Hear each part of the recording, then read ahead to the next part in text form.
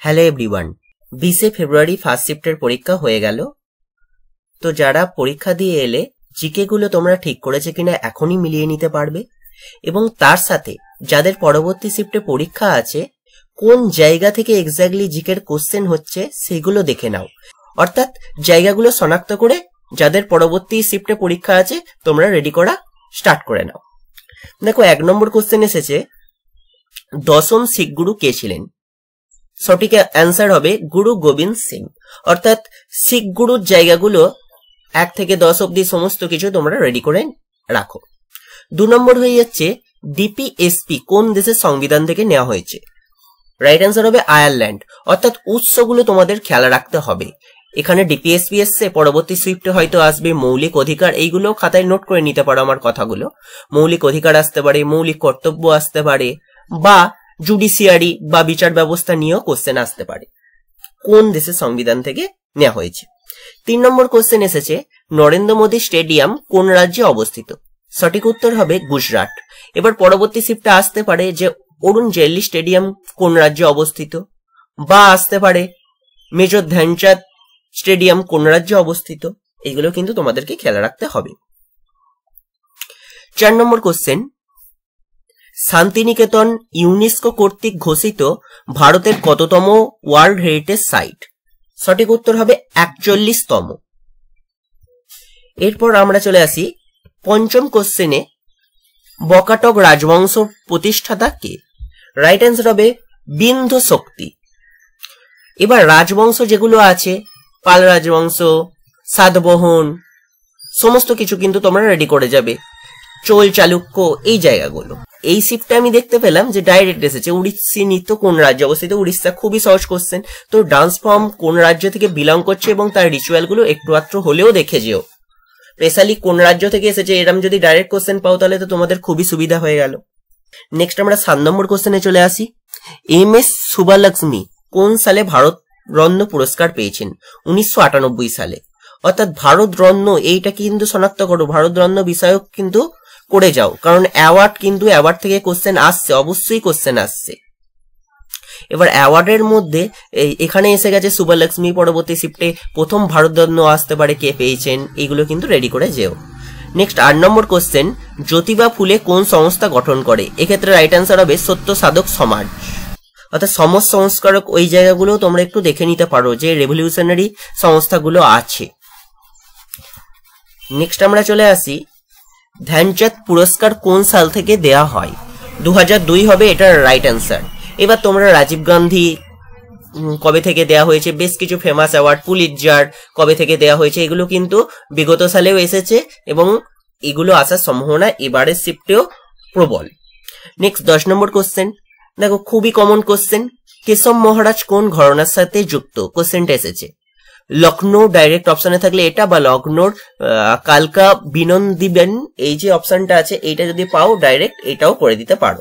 এবং যদি কত্থক থাকতো কত্থকটা হতো। এক্ষেত্রে ঘরানা চেয়েছে, এক্সাক্ট ডান্স ফর্মটা চাইনি। তোমাদের কিন্তু এই জায়গাগুলো খেয়াল রাখতে হবে যে কোন পার্সোনালিটি কোন ডান্স ফর্মের সঙ্গে যুক্ত। এখানে কেশব মহারাজ এসছে, পরবর্তী শিফটে পেয়ে গেলে বিরজু মহারাজ।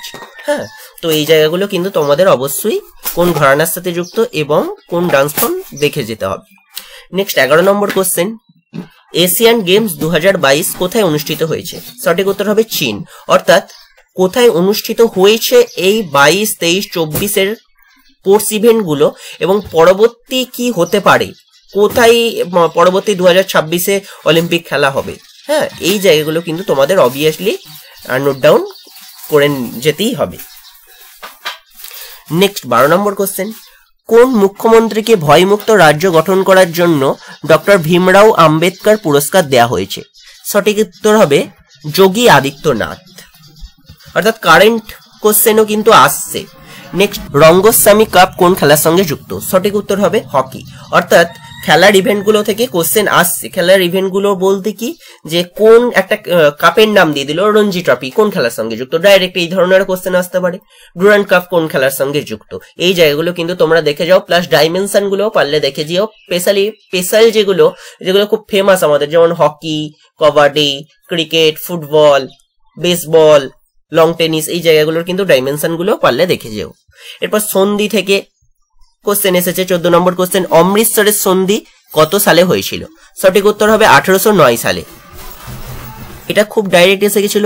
তার এর সাথে রিলেটেড যে সমস্ত সন্ধিগুলো আছে, শ্রীরঙ্গপত্তনমের সন্ধি, এই জায়গাগুলো কিন্তু তোমাদের অবভিয়াসলি দেখে যেতে হবে। এবং আমি সাজেস্ট করবো যুদ্ধর নামগুলো পড়ে রাখো, ঘুরিয়ে ফিরিয়ে কিন্তু বিভিন্ন শিফটে এর আগেও এসেছে। প্রথম তরানের যুদ্ধ, দ্বিতীয় তরানের যুদ্ধ, তৃতীয় তরানের যুদ্ধ, পানিপথের যুদ্ধ, এই জায়গাগুলো কিন্তু তোমরা অবশ্যই দেখে যেও।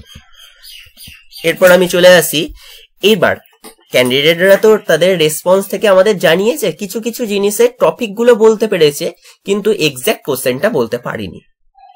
তবে আমি জায়গাগুলো লিখে রেখেছি এবং এখান থেকে কি পড়তে হবে সেগুলো তোমাদের একটু ধারণা দেওয়ার চেষ্টা করছি। যেমন ধরো সাহিত্য অ্যাওয়ার্ড থেকে কোশ্চেন এসেছে, অর্থাৎ অ্যাওয়ার্ড থেকে ভারতরত্নর ওখানেও পেলাম, এখানেও পেলাম। অ্যাওয়ার্ড জায়গাটা কিন্তু খুব ভালোভাবে রেডি করে যেও। ভারতরত্ন, পদ্মশ্রী, পদ্মবিভূষণ, ভূষণ, এই জায়গাগুলো কিন্তু তোমরা অবশ্যই রেডি করে যেও। এরপর ইকোনমিক্স থেকে একটা মুদ্রাস্ফীতির কোশ্চেন এসেছে। আমি বলবো ইকোনমিক্স পার্টটার বেশ কিছু হাইলাইটেড টপিক, যেমন ব্যাংকের জায়গাগুলো দেখে যেতে পারো, 5 ইয়ার প্ল্যানগুলো দেখে যেতে পারো। কিছু কিন্তু স্পেসিফাইড জায়গা থেকেই কোশ্চেন আসছে, এর বাইরে কোশ্চেন এলে তুমি কেন বাদে বাকি কেউই পারবে না।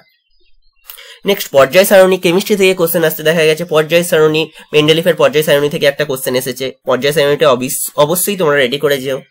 নেক্সট 18 নম্বর কোশ্চেন, দেখো ফিজিক্স থেকেও কিন্তু কোশ্চেন এসেছে। এই শিফটে আপাতত বায়োলজি থেকে কোশ্চেন আসতে দেখা যায়নি। কি এসেছে, একটা ইউনিটের নাম দিয়ে দিয়েছে, দিয়ে বলছে এটা ভেক্টর রাশি না স্কেলার রাশি, এইটা কিন্তু কোশ্চেন আসতে দেখা যাচ্ছে। অর্থাৎ তোমরা স্কেলার ভেক্টরের এই জায়গাগুলো অবশ্যই দেখে যেও। নেক্সট অ্যাপয়েন্টমেন্ট থেকে কিন্তু কোশ্চেন আসছে।